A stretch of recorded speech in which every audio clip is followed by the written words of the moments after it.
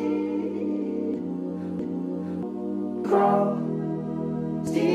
can't stop it. What is up? I am Crypto Mason, and welcome back to the Crypto Mason YouTube channel. Shout out to the Gold Squad. We look for gold in every single aspect of our lives, and we always find it. Now, today, we have a sort of a mixed market here, but we're still up at 2.1 trillion, right? Bitcoin's still up in the 47,000s. If we look at the Bitcoin chart, we did go into, we were in the 48,000s, just hovering in the 48,000s. Now, look at this, okay? So, woo-woo warning. This is what I'm going to call it. Every time I talk about something that's kind of woo-woo, right, like astrology, I'm going to give the woo-woo warning. So, shut your ears, kids, and shut your ears, narrow-minded people. But we are approaching the freaking new moon.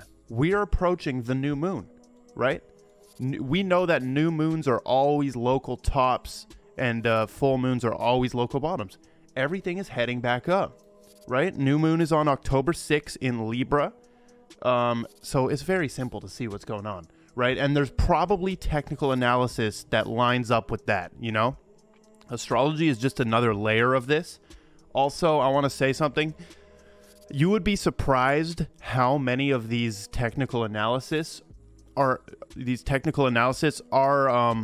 cross-referencing their predictions and their TA with astrology. You would be surprised, okay? But as we see the markets like this, right? We got a bunch of green. OMG is still pumping crazy. AR, XTZ, right? By the way, make sure y'all smash that like button right now. It takes 5 seconds, right? Click that like button, subscribe, click the post notification bell on. We have Tezos right here. I'm a fan of Tezos. Like, I'm a big fan of Tezos. I own an NFT collection on Tezos. We have Telcoin, also a mid fan on Telcoin right there. OMG, I don't know much about. Arweave, definitely a fan too. If we look at Quant right here, we have a wick right here yesterday all the way to 344. I do expect this to continue up, which would be amazing. But I don't care if it goes down or up because I'm not trading this, right? If you're trading this, then you have to care. All I like to see, Hbar at 40 cents right here. Hbar has been making some movements definitely back up. I love to see that. And this might be why. Hbar Hashgraph social engagement is up 490%. By the way, if you watch to the end of this video, we are going to cover how Quant is confirmed. Like Visa plus Quant. There's a confirmation that just shows me something. I'm going to tell you. Lunar Crush, right? If we go to Lunar Crush, right? Lunar Crush is a website that shows you like the social coins, like the social engagement of some of these coins. And just overall in the market. And you can actually check what's the top coin, right? Getting the most social engagement. Hbar is at the top right here. 68, right? You can see the graph, 68. We have all of the ones we like here. Ethereum, XRP, Quant, Hbar right there. Also, Hbar Hashgraph social engagement, 490% plus, okay? Amazing. Vector Space, 13 bucks. Not much to say about this. XRP, not much to say either. We're going to cover some, are we going to cover some? Yes, we are. Yes, some big Ripple stuff right here coming up. XYO, 3 cents right here. It is actually getting some action, right? This has been very slow since the majority of this massive pump over here. Maybe this goes crazy when we have a bull run coming. I hope so, but who knows? XYO is a long-term hold. I believe they're ahead of the world. It obviously is a more risky play just because of it not being as established as other coins and just the market cap is small, right? So it's all up to you, man. I'm invested in XYO. Look at this, okay? This has to do with this. Watch this. Gilbert Verdian. Gilbert Verdian has came out and basically confirmed this Visa thing, right? We're going to cover that, but we're also going to cover this. Agree with this. The Internet of Value will dwarf the legacy web. We're trusting the cryptography protocols and decentralized networks for the first time to create and move value. The legacy web was designed to move information. It was never intended to transact money or value. Okay? So basically he's saying that the internet did not have a form of payment initially. It was never supposed to make payments over the internet. It was the movement of information. And he's referencing the internet of value, which he's done before. The internet of value is what Ripple is all about. Like, they are all about this, right? So let's check out what Chris Larson has to say about the internet of value. Chris, watch this. How would you describe what the internet of value is? So David asked him, how would you describe what the internet of value is? And what the sort of insight is to get us there? Yeah, so a lot of it came from kind of the early work you guys did with pathfinding, and again, having this, anything of value can be traded. That kind of was the germ of it. But kind of stepping way back, if you look at the real problem in the world today, a lot of people point to globalization as being, not working for people. And we would say, no, it's not that it's not working. It's just it's a work in progress, right? It's incomplete. So they think globalization is what we need right here. Which, watch how he's going to explain it. I agree with how he's going to explain it. Watch this. So we could have a real globalization needs interoperability in 3 core things, right? Data, goods, shipping, and money. And the problem is it only has interoperability in data, obviously the internet, and shipping since the 50s with the shipping container, which creates interoperability between port to other port, ship to train to truck. But you don't have that with money. Money networks don't interoperate. And if you have that, now billions of people are onboarded into a real working, kind of system of globalization. And real working system of globalization, right, Chris? Yes.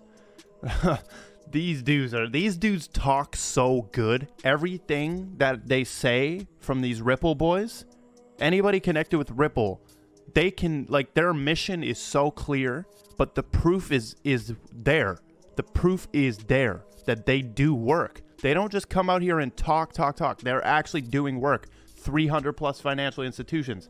So what Gilbert from Quant right here is saying, the internet of value, which Ripple is directly building, will dwarf the legacy web. I agree. And we've got this right here from Chris Burnisk.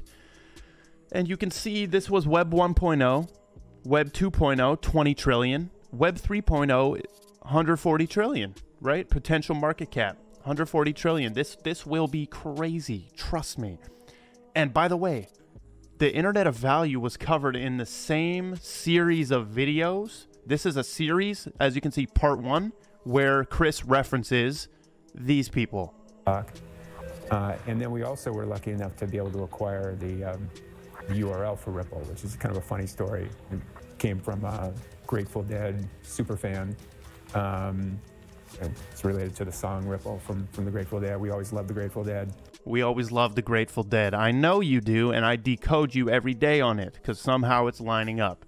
But this was the actual initial video that spawned that decoded series. Moving on, Quant and Visa. Okay, Quant and Visa. So Gilbert, we saw him liking the Visa plus Quant tweets. We saw that. We saw the language being used, which was network of networks, right? If you've been watching, you got to watch every day these videos and you'll keep up. So Gilbert now has said publicly, very glad to see the reference and adoption of ODAP, Open Digital Asset Protocol. Our effort with MIT and MIT at the IETF to standardize cross-chain and cross-network transactions and the importance of digital asset interoperability at gateways, okay? So this is from Visa News. As we see, they have a UPC. Now, when I came out and said Visa and Quant are connected, right? People were like, no, they're using this UPC. They have their whole own UPC, which is right here. Their white paper thing is right here. Universal Payment Channel. And by the way, they're doing interoperability for CBDCs, not crypto. Like this is interoperability for only CBDCs, right? CBDCs. So they want you to be able to sit down with your South Korean friend or whoever, Japanese friend, and be able to split a bill in your currencies and have it be interoperable, right? That's what they want to do. This is for not cryptocurrencies. This is for CBDCs. I think Quant is going to do that for the entire crypto industry, as well as something with the CBDCs, right? Because we know they're helping build the Latin American dollar, digital pound, blah, blah, blah. So watch this. Okay. We go here.